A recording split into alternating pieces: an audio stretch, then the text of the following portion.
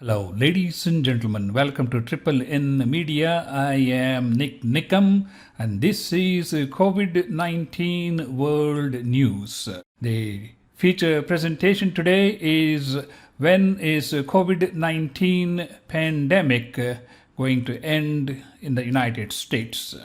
Before I delve into the feature presentation, I would like you to take a look at my COVID-19 pandemic, an international guide available on Amazon.com. So let us begin with the feature presentation. When will the COVID-19 pandemic end in the United States? I did a similar presentation on January 23, 2021, and I'm going to compare some of the charts from January 23 and 18 days later see how far we have come and if we have made any progress, and if so, what has been responsible for that. So let us continue here.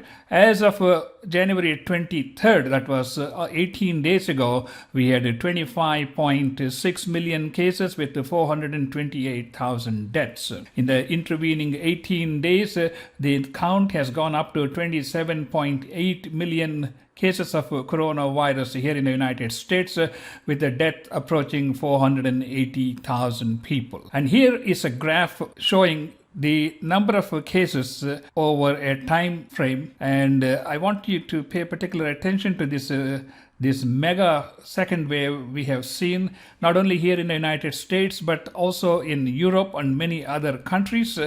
And as you know, it started on October 12th, and then it reached a peak somewhere in the second week of January. Then it had started coming down, and it was not clear whether it was going to continue to come down. Based on the previous graphs or the FOR curve or the bell curve, my prediction was that this was going to take this long or maybe longer to reach a reasonable level where we have control over the coronavirus pandemic here in the United States. So that we were talking about October to November 1, December 2, we're talking about like 3 months. Now we are almost approaching half of that time, and we'll see how much progress we have made, if we have made any progress, and what to look forward to in terms of when will this coronavirus pandemic end in the United States. Okay, here is a chart that is looking at the graph on January 23rd, and here is the latest chart as of February 10, 2021. And this is where we left off on January 23rd, where we were having almost 180,000 new cases per day. So we are looking at new cases.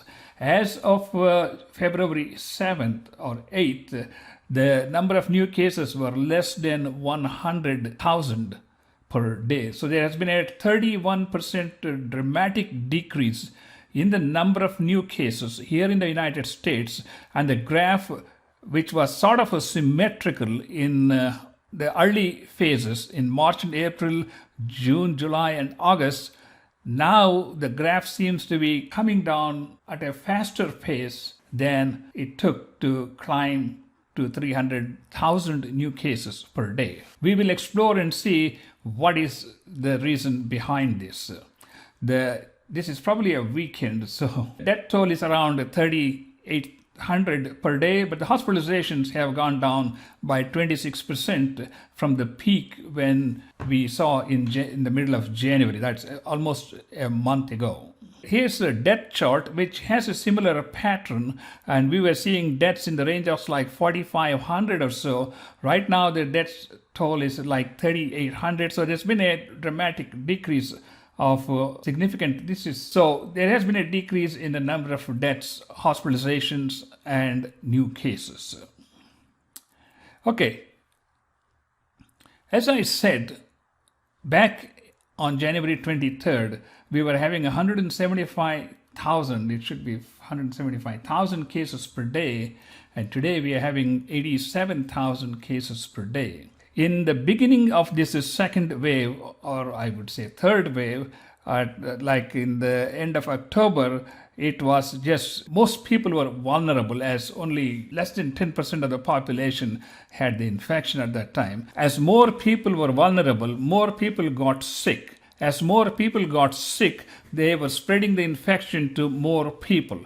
And this became like a vicious cycle, catch-22, and as a result, it just started to gallop at a rapid pace. But when it reached a threshold of like 300,000 new cases, I guess the virus probably was losing steam, in the sense there were less people available to infect.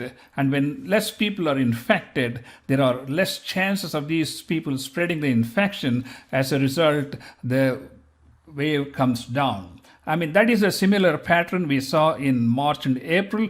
We saw a similar one after lifting of the lockdowns back in June and July. But this curve here is much steeper than what we saw in March, April, and in June, July. What is the explanation for such a rapid decline? I think people are becoming more cautious about self-mitigation rules. Number 2, we started vaccinating people in the 3rd week of December, and that might have had some impact on reducing the number of new cases and also reducing the number of hospitalizations and reducing the number of deaths. Given these factors, it is encouraging to see that we are seeing a significant drop in the number of new cases. But does that mean the pandemic is coming to an end? We are far from reaching an end to this COVID-19 pandemic. We are not even close to achieving any meaningful herd immunity at this time. And let me explain to you as why I think so. Let's look at the next slide. Here's a study that was done by Columbia University, where the researchers thought the number of cases reported were just 1/3 of the actual number of cases that are going on in the country. According to their calculations, they thought there must be 1 million cases of COVID infection, many of them which have not had symptoms and had not come to medical attention. Be as it may, the vaccine started here towards the end of December, and then we had some holiday spikes. They predict this is going to come down like this to almost baseline in April. But I seriously doubt this is going to come down to the baseline in April. If we look at here, even after the first wave, we still had like 25,000-30,000 cases. It never reached the bottom. Same thing after July and August spur, we still had like almost 40,000-50,000 cases. But I am hoping that with the continued self-mitigation steps, with the continued vaccination, we should be able to see progress in the decline of this number of COVID cases, with the exception that it can turn around and go back because of the UK variant coronavirus, because of the South African variant coronavirus. The UK variant coronavirus has been blocked by the Pfizer and Moderna vaccine. However, the efficacy of these vaccines against the South African strain of coronavirus is still to be determined. Some reports claim that they are effective against the South African variant, but it has not been scientifically proven at this time. This is pretty much following the similar graph it was shown by the Columbia University, but I don't think by April we'll be reaching the bottom. Certainly not. And let's look at some real numbers before we conclude. As of today, we have almost 27.8 million coronavirus cases. That is approximately 9% of the United States population. For every 100 cases, there were like 45% of the cases that never had symptoms. So if we add 45% of the symptomatic people, then we get 12.5 million people who probably had been exposed to the coronavirus. They had the infection, they probably have antibodies, but they never experienced symptoms. This is been proven in multiple observational studies. 39 million people have received first dose of vaccine, and approximately 9 to 10 million people have already received 2 doses of vaccine. If we add all these numbers, we have approximately 80 million people here in the United States who have some sort of an immunity towards normal strain of coronavirus. We don't know about the response to the UK variant, and we don't know how they are going to respond to the South African variant. Let's keep that in mind. We have a population of 330 million people, so this 80 million constitutes 24% of the total US population, which is nowhere close to herd immunity. If we go with the administration plan of administering 100 million doses of vaccine in 100 days, we are going to be vaccinating approximately 50 million people. And even that may not reach 50% of the population by May or June. So given that we may be having only 50% of the population who may be either had an infection or has antibodies or had a vaccination, we still have to deal with the other 50% of the population, and hence it is difficult to predict when the pandemic is actually going to end. But we may be able to get a reasonable control of this pandemic as we go further and further during the summer, where more and more people are going to get vaccination. So by July, August, September, we may be able to reach 60-70% of the population, at which time we can feel a little bit relaxed, at which time we can feel confident that we have reached a reasonable level of herd immunity. According to the Columbia University and according to most scientists' observation, even if you have received the vaccine, even if you had COVID infection, even if you had received antibodies because you had symptoms, you could still get coronavirus infection.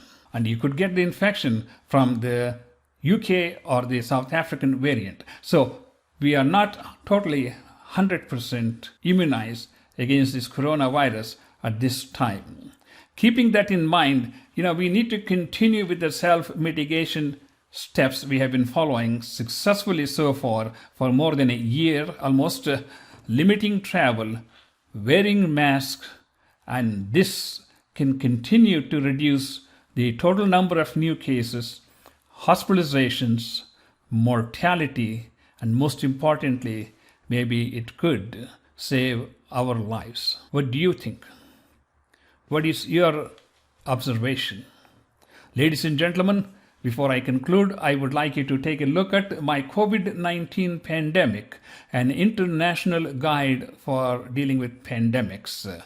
This is COVID-19 World News brought to you by Triple N Media. I am Dr. NIK NIKAM from Houston, Texas. Please do subscribe to our channel, and we will see you next time.